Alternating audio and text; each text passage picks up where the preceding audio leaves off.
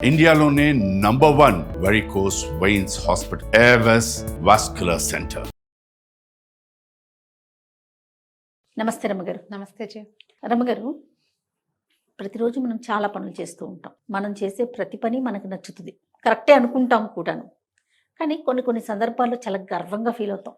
బా, ఇది కదా పని అంటే, నేను చేశాను అని. ఇలా ప్రతిరోజు అలాంటి సందర్భం రావాలా? అలాంటి సందర్భం రావాలంటే ఎలా ఉండాలి? అంటే ప్రతిరోజు మనకి మనం గర్వపడేలాంటి పనులు చేయగలుగుతామా? అలా చేయాలంటే ఎట్లా? అంటే ఈ గర్వపడ్డం ఎలాంటిది? కొంతమంది పాజిటివ్గా గర్వపడతారు, అంతే కదా రమ్మగారు. కొంతమంది నెగిటివ్ విషయాలు బాగా చేశాను వీళ్ళకి శాస్తి, అప్పుడు కూడా గర్వపడతారు. అసలు నెగిటివిటీ వద్దు రమ్మగారు, తీసేద్దాం. మనం పాజిటివ్ గానే ఆలోచిద్దాం. ఉదయం పొద్దున్నే లేస్తే రోజు కంటే ఒక అరగంట పొద్దు, అబ్బా శబాష్ అర్లీగా లేచాను ఇవాళ, నేను చాలా పని చేయొచ్చు అని సంతోషపడతాం. రైట్. తొందరగా లేచి చకచక, అబ్బా ఇవాళ చాలా స్పీడ్గా పని చేసేసాను, బోల్డ్ పనులు అయిపోయినాయి, ఇంకా మనం అక్కడికి వెళ్ళచ్చు ఇక్కడికి వెళ్ళచ్చు, శబాష్ వెరీ గుడ్. మనం ప్రైజ్ చేసుకోవటం. ఏదైనా చక్క మంచి చీర కట్టడం, శుభ్రంగా చక్క తయారయ్యాం, హే సూపర్ భలే ఉన్నావు నువ్వు అని మనకి మనమే కితాబిచ్చుకోవచ్చు. ఇన్ టైం ప్రాపర్గా పనిచేసినప్పుడు మనం శబాష్ అనుకోవచ్చు. ఇంట్లో గొడవ రాకుండా ప్రశాంతంగా ఉంచగలిగినప్పుడు శబాష్ అనుకోవచ్చు. ఓ వంట బాగా కుదిరితే శబాష్ అనుకోవచ్చు. ఓ వర్క్ బాగా చేస్తే శబాష్ అనుకోవచ్చు. టైం ప్రకారం ప్రాపర్గా చక్కగా ఇతరులతోటి పొగడబడేలాంటి అవకాశం వచ్చినప్పుడల్లా మనల్ని మనం శబాష్ అనుకోవచ్చు. చాలా తక్కువ మంది అనుకుంటారు జయ.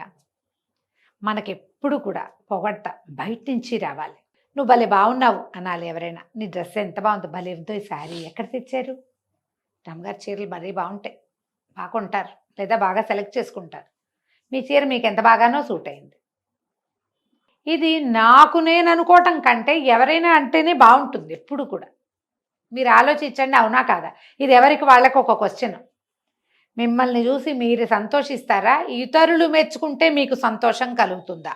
అంటే నేను అడిగింది ఏంటి అంటే రమ్మగారు, నా ఫీల్ సంతోషము శబాషు కాదు, గర్వపడటం. అంటే వాళ్ళు ఎవరికో ఏదో చేశాను, నా వల్ల ఒకరు ఈ రోజు బాగున్నారు, లేదా ఒకరు చదువుకోగలిగారు, ఒకరికి ఎగ్జామ్ రాశారు, వాళ్ళ లైఫ్ సెటిల్ అయ్యి, ఒక చిన్న విషయం చాలు కదా. అలా నేను అనేది నా ఉద్దేశం అది. ఇప్పుడు ఈ గర్వపడడానికి అంత పెద్ద అచీవ్మెంటే అక్కర్లేదు. చిన్నది వంట బాగా చేసినా కూడా గర్వపడచ్చమ్మా. చిన్నప్పటి నుంచి అంతే నేను. ప్రతి వాళ్ళు అద్భుతాలు అచీవ్ చేస్తారా జయ? చెప్పు. అలా చేయటానికి ప్రయత్నం చేయొద్దంటారా? చెయ్యొద్దా అంటే చేస్తే చేస్తారు, కుదురుతాయి కొంతమందికి. కొంతమంది ఏం చేసినా ఆడ్వర్స్గా ఐసొస్తుంది, సరిగ్గా కుదరదు. బాగా చేద్దాం అనుకుంటే వినాయకం ప్రకుర్వాణో రచయామాస వానరహ.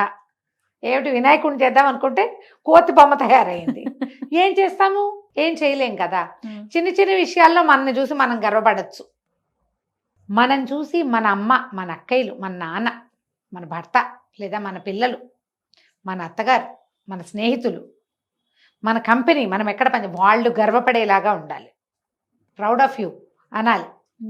మనకి మనం అంటే మీరు అన్నట్లుగా ఈ చిన్న చితక పనులు చేసుకొని మనం మురిసిపోతాం. మనం చేసిన పెద్ద పని ఎదుటి వారికి గుర్తింపు పొందబడితే వాళ్ళు నీ వల్ల నువ్వు మా కుటుంబానికే గర్వకారణంగా ఉన్నావు అనిపించుకోగలిగితే అది కదా అచీవ్మెంట్. అదే అచీవ్మెంట్. ఈ చిన్న చిన్న వ్యవహారాలు ఉన్నాయి చూడు, ఇవి చాలా అవసరం చేయ. ఒక మనిషి జీవితంలో ముందుకెళ్ళాలంటే చిన్న చిన్న సంతోషాలు, చిన్న ఆనందాలు, సెల్ఫ్ కేర్, తనని తను చూసుకోవటం, తనని తను ప్రైజ్ చేసుకోవటం, నన్ను నేను పొగుడుకోవటం. ఏదైనా అఫెండ్ అయ్యే పరిస్థితి వచ్చినా ఏం కాదు పర్వాలేదు ఇలా జరుగుతూ ఉంటాయి అని మనని మనం కూడా తీసుకుని ముందుకు తీసుకెళ్ళాలి. అప్పుడు మనం గర్వపడే రోజు వస్తుంది ఒకటి. నువ్వు చిన్న చిన్న వాటికి కుదేలైపోతావు, అవతల వాళ్ళ మెప్పు పొందలేకపోతే బాధపడతావు, నుంచుంటావు, ఇక్కడే కూర్చుంటావు, తర్వాత చతికిలు పెడతావు. మనకు ప్రధానంగా కావాల్సింది ఏంటంటే చిన్న చిన్న విషయాల్లో అయినా మనని మనం సొంతాన్ని సంతోష పెట్టుకోవాలి. ఆత్మసంతృప్తి అంటాం, ఉందా ఆ పదం? ఈ ఆత్మసంతృప్తి వల్ల మనుషులు ఏంటంటే కాన్ఫిడెంట్గా ముందుకెళ్తారు. ఏవో చిన్న చిన్న హెల్ప్లు, సహాయాలు చేస్తారు. మనకే సంతోషంగా పోన్లే వీళ్ళకి ఉపయోగపడ్డాం, వీళ్ళకి సహాయం చేయగలిగాం, వీళ్ళకి ఇన్ టైం కావలసిన సహాయాన్ని అందించగలిగాం, వాళ్ళ సంతోషానికి మనం కారణమయ్యామని మనం ఉప్పొంగిపోయి మనం ఉత్సాహంగా ఉంటే మనం అలాంటివి ఇంకా పెద్దవి చేయగలుగుతాం. ఇప్పుడు అవతల వాళ్ళు మెప్పు కోసమే వెయిట్ చేస్తూ ఉన్నామనుకో, అది దొరకల. కొంతమంది మాట్లాడరు. చాలామంది మగవాళ్ళు వంట బాగుంటే చెప్పరు, బాగుందనరు, బాగుండకపోతే చెప్తారు. ఇంకా ఎప్పటికి నేర్చుకుంటావు అంటారు. ఉప్పు తక్కువైతే నీ జన్మలో ఎప్పుడైనా ఉప్పు సరిగ్గా వేసావా అంటారు. ఇంకొకళ్ళు ఉంటారు, మీ అమ్మ ఇదేనా నేర్పించింది అంటుంటారు. నిమిషానికి ఒకసారి అమ్మలు ఏం నేర్పిస్తున్నారు, ఏం నేర్పిస్తారు, వంట బాగా చేయొద్దు అని ఏ అమ్మాయినా నేర్పిస్తుందా? దీనివల్ల ఏమవుతుంది, ఈ జనము ఎవరైతే దీన్ని ఎదుర్కొంటారో వాళ్ళు కిందకి వెళ్ళిపోతూ ఉంటారు. ఇతరుల పొగడ్త తెగడ్తలకి వెళ్ళకూడదు. మనం సరిగ్గా చేసామా లేదా అనేది మనని మనం పరకాయించి చూసుకోవాలి. మనని చూసి మనం గర్వపడాలి, మనని మనం సంతోష పెట్టుకోవాలి. ఎంతో కొంత, అన్నిటికీ కాదు, ప్రతిదానికి మనమే శభాష్ అనుకోకూడదు. కానీ ఒక జెన్యున్ కాజ్ ఉండాలి కదా, ఒక సరైన విషయం ఉండాలి. దానికి మనం ఇలాంటిది అలవాటు చేసుకుంటే సంతోషపడటం, గర్వపడ్డం. నేను చిన్నప్పటి నుంచి ఇలాగే చేస్తున్నా, సరిగ్గా సరైన పని అని మనని మనం చూసుకుంటూ ఉంటే ఇంకొంచెం బాగా ముందుకెళ్ళగలుగుతాం. దీంట్లో ఇంకొక పాయింట్ ఉందా జయ, మనం ఇతరులను కూడా ఇలాగే మెచ్చుకోవాలి కాదు? ఖచ్చితంగా అండి. కదా, మీరు బాగా చేస్తారు, మా అమ్మాయి బాగా చేసింది, మా పిల్ల ఎంత బాగా కూర చేసిందో, లేదా ఫలానా అమ్మాయి ఎంత బాగా మార్కులు తెచ్చుకుందో. ఓ ఫ్రెండ్ ఆవిడని చూసి మేము చాలా చాలా సంతోషిస్తున్నాం, మా స్నేహితులు వీళ్ళు. ఇది నలుగురు ముందు ప్రైజీగా మాట్లాడటం, పొగట్టగా మాట్లాడటం ఎక్కువ చేయకూడదు, కానీ అసలు చెయ్యాలి. ఎవరికైనా టానిక్ కదా జయ, 100% రమ్మగారు. అవునా కాదు? మనకి ఏది టానిక్, ఏది బలం, ఎవరి పొగడతా వద్దు, మనకి ఏది వద్దు అని అలా వెళ్ళగలమా? సర్వసంగ పరిత్యాగుల్లాగా మనం వెళ్ళలేము. మనకి ఎప్పుడు కూడా పొగడత కావాలి, గుర్తింపు కావాలి. పొగడత కాకపోతే గుర్తింపు కావాలి. పొగడతంటే కొంచెం ఎక్స్ట్రా చెప్పినట్టుగా అయిపోతుంది. కానీ కనీసం బాగుంది, నువ్వు బాగా చేస్తావు, నీకు తెలుసు, నీకు అన్నీ తెలుసు, నువ్వు చక్కగా తయారవుతావు, పిల్లల్ని బాగా పెంచావు, మీ అబ్బాయి ఎంత బుద్ధిమంతుడమ్మా అంటే ఎంత సంతోషంగా ఉంటుంది. ఇది కావాలి మనకి. అది కొంచెం తీసుకోండి, కొంచెం మిమ్మల్ని మీరు ఇంకొంచెం సంతోష పెట్టుకోండి. అప్పుడు మిమ్మల్ని చూసి మీరే గర్వపడే స్థాయికి మీరు వెళ్ళగలుగుతారు. అప్పుడు ఏమవుతుంది, మా ప్రపంచం అంతా పాజిటివ్గా పోతుంది కాదు? ఖచ్చితంగా కదా. పిల్లలకి ఇవి నేర్పించాలి. నువ్వు అన్ని నీట్గా పెట్టి చూపించు. నువ్వు ఇప్పుడు మనం బలవంతంగా టైం ప్రకారం లేచినట్టుగా, టైం ప్రకారం స్కూల్కి వెళ్ళినట్టు, నీట్ అండ్ టైడీ థింగ్స్ కూడా పిల్లలకి అలవాటు చేయాలి. శుభ్రంగా ఉంచటం, శుభ్రంగా ఉండటం, చక్కగా పనిచేయటం, సరైన పని చేయటం, ఇతరులకి సహాయం చేయటం మంచి విషయాలు కదా.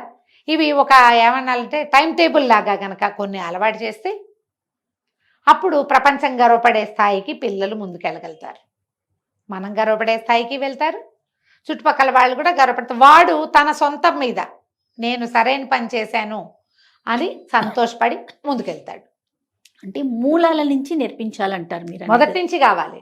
సడన్ గా ఎట్లా వస్తాయి జయ? ఏవైనా సినిమాటిక్ గా చూడు, ఏవి రావు. అవి మాట్లాడుకోవటానికి బాగుంటాయి.